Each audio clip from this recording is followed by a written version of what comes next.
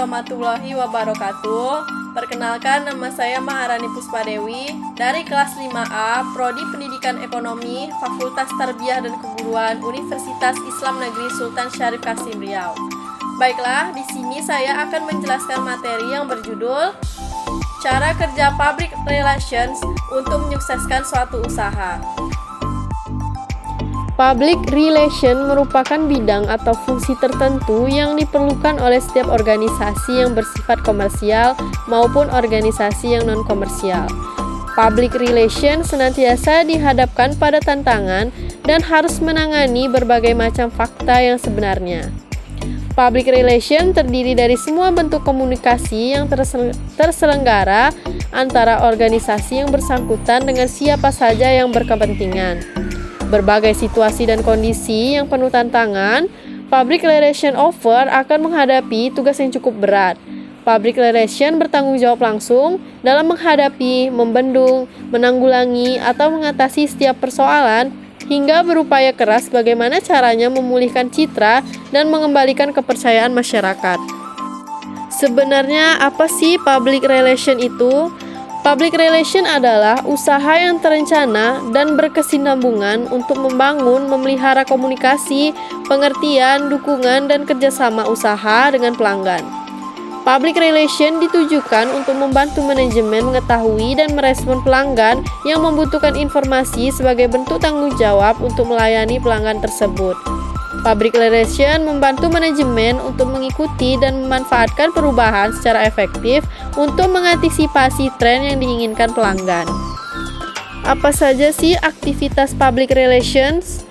Aktivitas public relation yang pertama yaitu ada kesengajaan.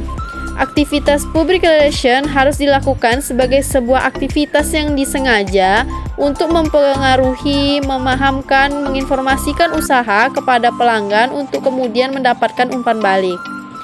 Yang kedua, terencana.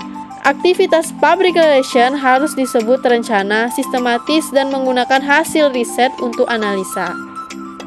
Kemudian yang ketiga, mengutamakan kinerja. Efektivitas public relation harus mengacu kepada kebijakan aktual dan kinerja. Yang keempat, mengutamakan kebutuhan pelanggan. Aktivitas public relation harus menguntungkan bagi usaha dan pelanggan, oleh sebab itu harus mengutamakan kebutuhan pelanggan. Yang kemudian, komunikasi dua arah. Public relation dilakukan dengan komunikasi dua arah, di mana setelah memberikan informasi tentang usaha, manajemen mendapatkan umpan balik.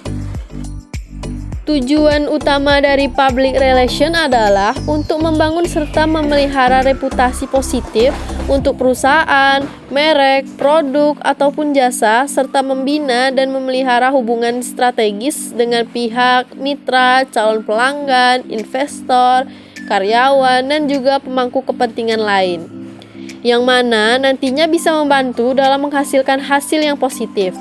Citra yang masyarakat bentuk ini diharapkan bisa mencerminkan perusahaan ataupun organisasi sebagai pihak yang sukses, jujur, dan relevan. Bentuk peran public relation bagi usaha. Yang pertama ada menulis surat, berita, dan jurnal tentang usaha. Yang kedua, mewakili manajemen perencanaan, membuat dan mengimplementasikan program-program usaha untuk para pelanggan. Yang ketiga, menjembatani hubungan usaha dengan pelanggan. Dan yang keempat, bersama-sama dengan manajemen memecahkan masalah untuk kebutuhan strategis usaha. Apa saja sih teknik-teknik yang digunakan oleh seorang public relation? Yang pertama ada jurnalistik. Untuk mendukung pekerjaan public relations, setiap anggota staf harus melakukan pembekalan pelatihan dan pendidikan di bidang jurnalistik. Setidaknya, para praktisi public relation bisa menguasai beberapa materi mengenai teknik menulis, reportase, dan juga berita. Yang kedua, komunikasi visual.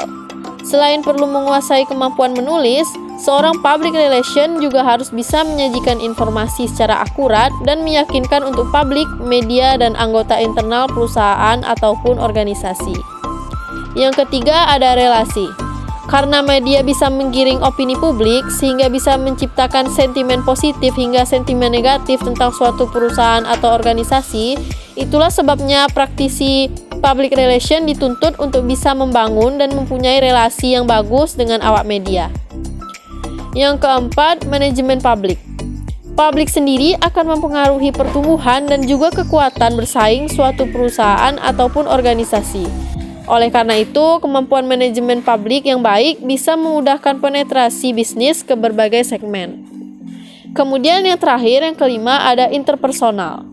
Masih berkaitan dengan membangun relasi dengan publik dan media, membangun relasi dengan pihak tersebut pasti akan membutuhkan kemampuan interpersonal yang baik, supaya tidak terjadi ketersinggungan antara internal perusahaan dan juga pihak luar. Baiklah, sekian presentasi dari saya. Semoga ilmu yang saya bagikan tadi dapat bermanfaat untuk kita semua. Saya akhiri, wabillahi taufiq walhidayah. Assalamualaikum warahmatullahi wabarakatuh.